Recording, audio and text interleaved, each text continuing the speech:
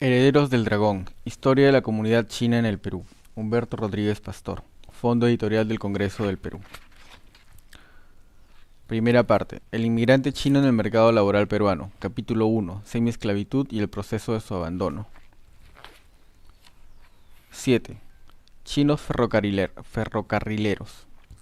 Una de las actividades que a partir de mediados del siglo XIX exigió un volumen considerable de fuerza laboral fue la construcción de ferrocarriles, que diferentes gobiernos iniciaron, particularmente el gobierno de José Balta, agosto de 1868, julio 1872.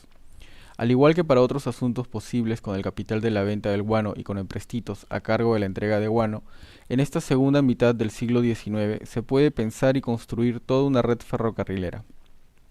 Y esta red tuvo como antecedentes los exitosos tramos entre Lima y Callao y Lima y Chorrillos, que fueron construidos a finales de la década de 1840.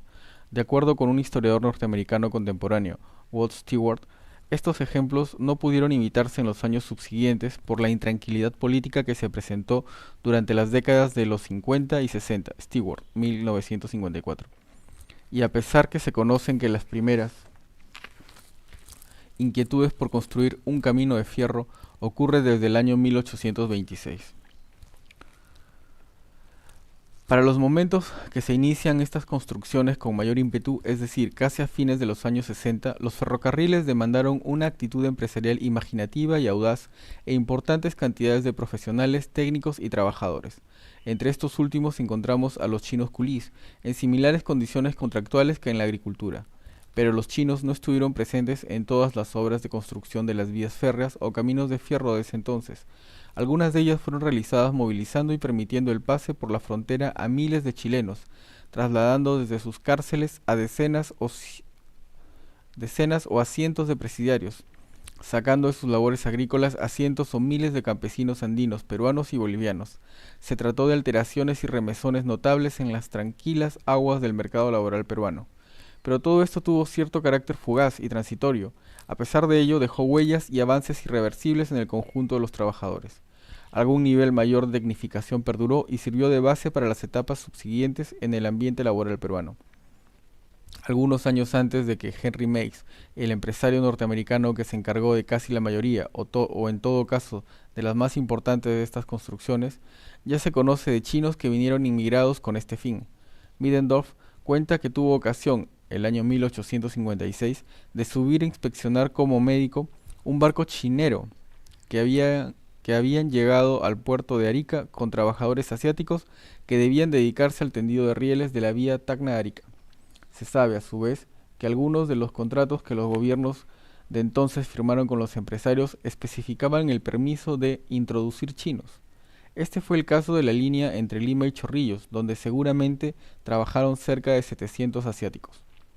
Los años a los que nos estamos refiriendo, décadas 50 y casi todo el 60, aún no había llegado al Perú el Yankee Pizarro, como Walt Stewart denomina a Henry Meigs, y de esta manera titula el libro C. F. Stewart 1953.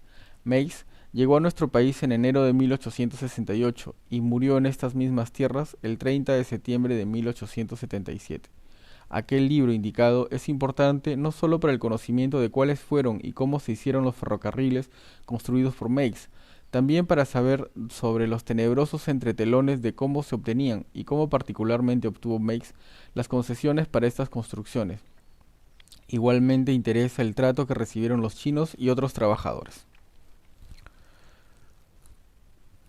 De acuerdo al libro mencionado, entre las 6 obras que el gobierno de Balta otorgó a Meigs, solo a un tramo de la vía Lima-La Oroya y en la construcción de la vía entre Chimbote a Huaraz, estamos seguros que trabajaron chinos culís. En otra obra anterior, Arequipa-Mollendo, construida el año 1868, no estuvieron presentes, pues Meigs utilizó chilenos. Por lo menos 25.000 chilenos lograron inmigrar tanto para ella como para otras obras. Esto es posible, pues Meigs, antes de venir al Perú, residió en Chile, donde construyó obras públicas, así como el tramo ferrocarrilero entre Santiago a Valparaíso. En todas ellas utilizó como trabajadores a los peones chilenos, llamados desde entonces rotos. En este país, Meigs tenía vinculaciones y reconocimiento no solo en las esferas gubernamentales, también entre la gente trabajadora que estuvo cerca de él. Ya en el Perú utilizó estas influencias y aprecios personales, trasladó hacia tierras arequipeñas a los rotos y trabajó con ellos.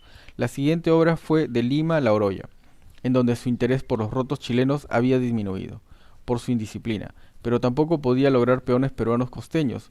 Por estas y otras razones adoptó la decisión de contratar a miles de chinos, y también usó a chilenos.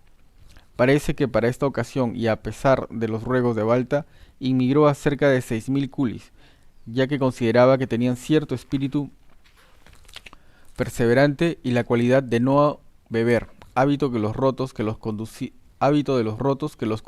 a frecuentes broncas.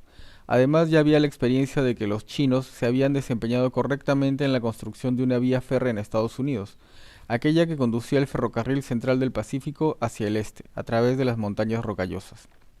Parte de los chinos que llegaron para la construcción de la vía que iría hacia La Oroya lo hicieron los años 1871 y 1872 en la fragata Clotilde, de bandera salvadoreña, cuyo consignatario o chinero era Candamo y compañía.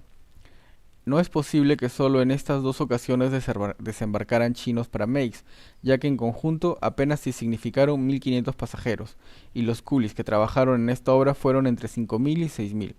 Si esta fue la cantidad de chinos, entonces podríamos considerar que Henry Meix fue el empresario que tuvo bajo su control la mayor cantidad de coolies que ningún otro en territorio peruano. Ahora bien, se conoce que esta obra ni chilenos ni chinos pudieron finalizarla. La verruga o enfermedad de Carrión liquidó a muchos de ellos, lo que sumado a las dificultades de la altura obligaron a cambiarlos y a utilizar de inmediato la mano de obra de peones serranos.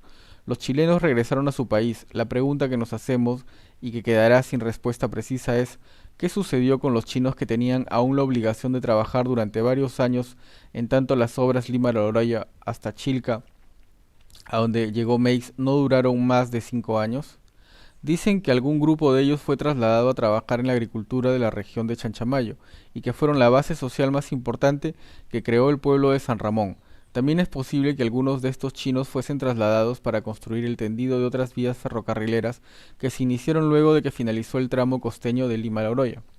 Lo que no queda en la incertidumbre es la importante presencia de los chinos en la construcción de algunos de los ferrocarriles peruanos. Lo fueron en los años de la década de los 50, casi no estuvieron presentes en los 60 y fueron muy numerosos en los años 70.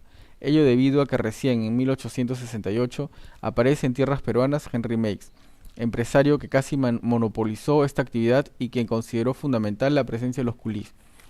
Posiblemente por este motivo la cantidad de chinos que llega entre los años 71 y 74 fue la más elevada de todo el periodo de importación de asiáticos. En estos 2 años llegan más de 25.000 chinos, casi la cuarta parte de la totalidad de los que llegaron durante 25 años, 1848-1874. Lo anterior es importante y lo es tanto como el comprender que este tipo de labores, las que significaron el acondicionamiento del terreno y el propio tendido de rieles, representaba un avance en la tecnificación de las actividades realizadas por aquellos peones que hacían trabajos directos con herramientas en las manos. En suma, hubo en este periodo un paso adelante cualitativo en el conjunto de los trabajadores que operaban en el país. Deseamos terminar estos párrafos presentando a continuación el cuadro siguiente, que indica las obras ferrocarrileras proyectadas o realizadas el siglo pasado y en el que se trata de resaltar, a partir de lo que dicen los contratos de los empresarios con los gobiernos, la evidencia y la necesidad de trabajadores extranjeros, particularmente chinos, para la construcción de vías férreas. En las columnas del cuadro, además de asuntos evidentes, nombre de contratista, fecha de contrato, tramo, se indica el número del artículo del contrato en el que se especifica lo referente a los extranjeros o chinos. En la última columna indicamos parte del texto de cada artículo y alguna información adicional que ayuda a comprender el estado de avance o en la que quedó la línea de ferrocarril de la que se está tratando.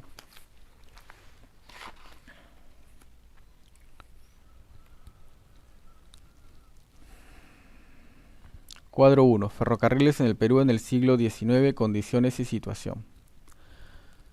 1. Nombre del empresario, desconocido. Tramo Lima-Callao, fecha del contrato, desconocido. Observaciones, se finalizó en 1850. 2. José Higan, Arica Tacna, diciembre de 1851. Artículo 8. Se le concede también al empresario permiso para importar 400 chinos para los trabajos del ferrocarril. 3. José Boza, Pisco Ica, Marzo 1856. Artículo 33. El contratista tendrá la facultad de importar el número de operarios que crea preciso. Este tramo fue de propiedad de José Francisco Canevaro, quien en el año 1871 lo vendió al gobierno. 4. Barreda Hermanos, Lima Chorrillos, octubre 1856. Artículo 11. La empresa tendrá el permiso del gobierno a introducir 700 chinos. Patricio Gibson y José Pickering, Arequipa Costa, diciembre 1863. Artículo 12. La empresa pondrá a introducir peones del extranjero. Este contrato fue retomado por Enrique Meix. Enrique Meix, Arequipa Mollendo, marzo 1868. Artículo 8. Los contratos celebrados entre el empresario con operarios, dependientes y peones surtirán todos sus efectos siempre que no se opongan a las leyes del país. La construcción se inició en 1868 y finalizó en 1871. Hasworth y Erlanger, Tacna, frontera con Bolivia, 1868. La empresa podrá introducir trabajadores del extranjero y el gobierno hará cumplir los contratos. Se inició y no se avanzó mucho. 8. Ramón Montero y hermano, Iquique La Noria, julio 1868. Artículo 8. La empresa podrá introducir peones del extranjero para el trabajo de la línea. Ramón Montero y hermano, Pisagua, Sal de Obispo, mayo 1868. Artículo 9, igual. 10. Andrés Álvarez Calderón, tramo Lima Pisco, julio 1868. Y no se inició este tramo. 11. Enrique Meix, Lima Loroya, 1870. Llegó a Chicla, 142 kilómetros del Callao. La parte costera se hizo con chinos y chilenos. Enrique Meix, Pacasmayo, Cajamarca, julio 1868. Artículo 10, texto igual al 6. No se hizo todo el tramo. 13. Enrique Meix, Arequipa Puno, diciembre 1869. Artículo 11.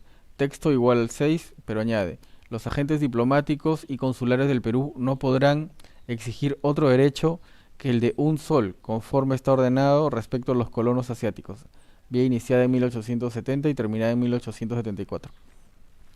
14. Enrique Meix, Juliaca Cusco, 1872. Línea que no pudo continuarse en 1875, se tenía avanzado 106 kilómetros. Juan M. Ugarte, Trujillo Salaverry, abril 1870. Artículo 19. Las autoridades políticas prestarán protección necesaria para la conservación del orden entre los trabajadores y para hacer cumplir sus contratos. 16. Deves Freres, Hilo Moquegua, 1870. Finalizado en 1873, 100 kilómetros. Texto igual a 7. Federico Blum, Chancay, Cerro de Pasco, agosto 1870. Texto igual a 7. Enrique Meix, Chimbote Huaraz, 1872. Se hizo con trabajadores chinos, solo se avanzaron 130 kilómetros. 19. Enrique Meix, Pacasmayo, San Pedro de Yoc, Guadalupe, Calasquiñe, Magdalena, 1871. Finalizado en 1874, posiblemente se utilizó culis. 20. Federico Blum, Paita, Piura, 1871. El año 1876 había construido 31 kilómetros. Pedro Telmo Larráñaga, Trujillo Salaverry, 1872. Waldo Graña, Lima, Ancón, Chancay, finalizado el año 1870. José A. García, Eten Ferreñafe, finalizado el año 1870 sin precisar. Fuente: Basadre, Jorge, Historia de la República. 8. En las Islas Guaneras.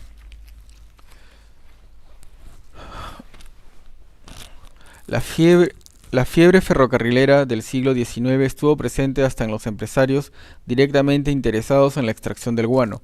Conocemos que realmente se construyó uno de ellos en las Islas Chincha, aunque no podemos precisar sus características.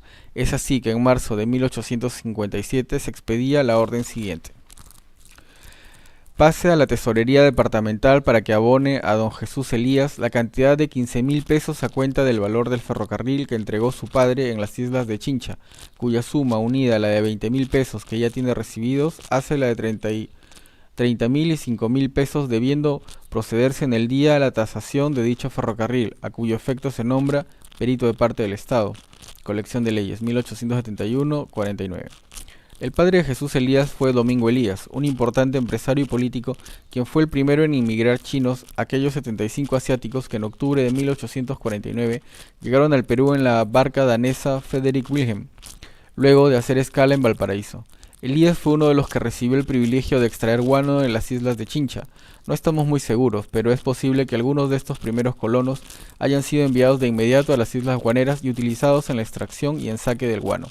Si no fueron ellos, pudieron ser los chinos que vinieron a continuación en los siguientes años inmediatos, pues en la prerrogativa de inmigrar colonos, que fue una concesión del Estado peruano al hacendado Elías y a Juan Rodríguez, su socio en este negocio, se precisaba que esta sociedad podía inmigrar colonos durante 4 años.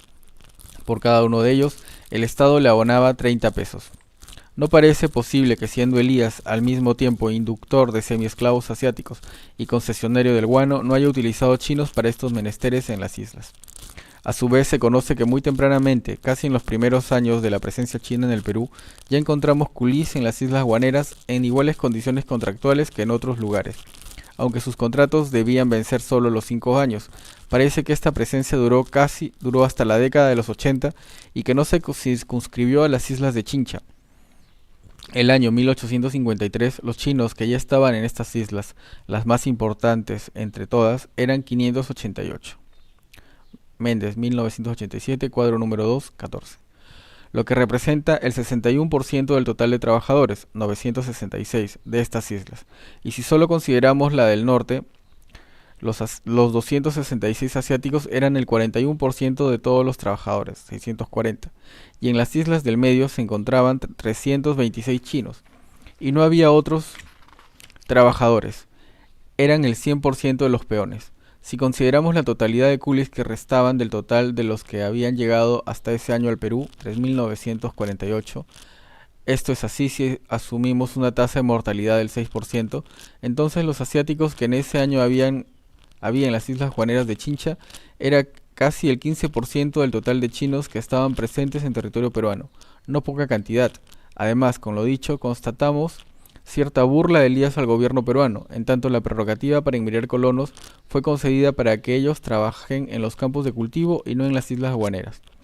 En estas islas y posiblemente también en otras, la presencia de culís fue creciente y en buena parte fueron reemplazando, aunque no en su totalidad, a cualquier otro tipo de trabajador. Por ese entonces, en las islas guaneras también laboraban esclavos presidiarios chilenos y trabajadores libres peruanos. Todos ellos fueron poco a poco sustituidos por los culís. Por supuesto que en las Chincha también es notoria la tendencia a una mayor presencia de chinos. El año 1853 eran 588. En 1954 disminuyeron a 509. En 1855 eran 600. Un año después, 800. En 1857, 550. En 1866 habían aumentado a 683 y el año 1867 los chinos de las 3 islas Chincha eran 750. Un total de trabajadores que llegaba a la cifra de 1000. Ibid cuadro 4, 15. Esta tendencia al aumento no ha sido tan acentuada como lo fue la introducción de culis en la agricultura costeña de exportación, ello debido a que la capacidad de absorción de trabajadores en la agricultura era mucho mayor, se puede decir que amplísima. Para estos instantes, el último de los años indicados, Elías no estaba ni en la introducción de chinos ni en los negocios del guano, lo que demuestra que los concesionarios que le sucedieron también prefirieron al trabajador asiático, y es muy posible que los culis debieron ser renovados regularmente, ya que en los primeros años de la inmigración los contratos solo eran por 5 años obligatorios. Es probable que al igual que la alta mortandad durante el viaje de traslado de China al Perú en los primeros años de la trata amarilla, también las duras exigencias y los malos tratos a los culis en la atmósfera insoportable de las guaneras hayan sido motivo de problemas, presiones y acuerdos internacionales. En enero de 1854, 3 capitanes ingleses de barco denunciaban a sus autoridades las atrocidades cometidas contra los chinos por el gobernador de las Islas del Centro, don Carlos Cusut. Añadían que diariamente ocurrían suicidios. Deprich 1976b, cita número 4. Algo fácilmente comprobable es que en todos los contratos de los culis que conocemos se precisaba que el trabajador asiático debía hacer todas las actividades que le ordenara su patrón, menos en el trabajo de las islas guaneras. En uno de ellos literalmente dice: quede entendido que no pueden mandarme a trabajar en las islas Chincha o emplearme en la embarcación de guano en cualquier puerto del Perú. A pesar de esta prohibición, a los chinos los encontramos en las islas hasta la década de los 80. No es tanto como se puede suponer, pero lo antes dicho que eran forzados a ir a las islas. Puede esto haber ocurrido en algún momento, pero décadas después las islas fueron refugio para algunos de los chinos cimarrones, pues en ellas no eran muy fácilmente ubicables y menos si se cambiaban de nombre. Lo que percibimos en relación a las actividades laborales que debieron cumplir los coolies en las islas guaneras es que fueron variadas y cambiantes. A lo mejor su inmensa capacidad de adaptación a nuevas situaciones de trabajo mostró que eran el tipo de trabajador más conveniente.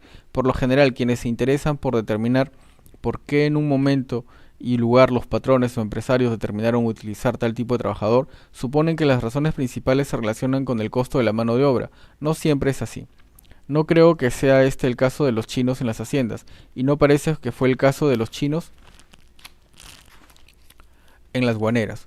Una de las razones pudo ser esa capacidad de adaptabilidad y de tolerancia. Las condiciones físicas alrededor de las cuales se tenían que trabajar en las islas, se sabe, eran difíciles. Las emanaciones, lo peligroso, el polvillo del guano, etc. Igualmente fue dura la actitud opresiva y desconsiderada de los encargados de exigir más trabajo. Pero no es a ello a lo que nos referimos cuando mencionamos como actividades laborales variadas y cambiantes. Queremos decir que el chino no solo debió dedicarse a tomar un pico y extraer guano, luego ensacarlo, para a continuación embarcarlo en las naves que llevarían ese fertilizante natural a los países europeos. Entre otras muchas labores, quizá el chino también fue quien construyó el ferrocarril anteriormente indicado. Por lo demás, tengas en cuenta que el uso del guano fue un redescubrimiento de los años 30 o 40 del siglo pasado, y que por eso mismo, por tratarse de algo nuevo, no había nada escrito de cómo realizar las labores. Tuvo que inventarse toda una infraestructura en la que debían complementarse las labores de extracción y de embarque. Esto mismo debió ser readaptado y con nueva tecnología conforme la demanda de abono iba siendo mayor. El tener barcos extranjeros esperando turno para el embarque de guano era oneroso al erario público. También el trabajador tuvo que adaptarse cuando se creaban nuevas condiciones por el ingreso a nuevas tecnologías, y el chino pudo hacerlo.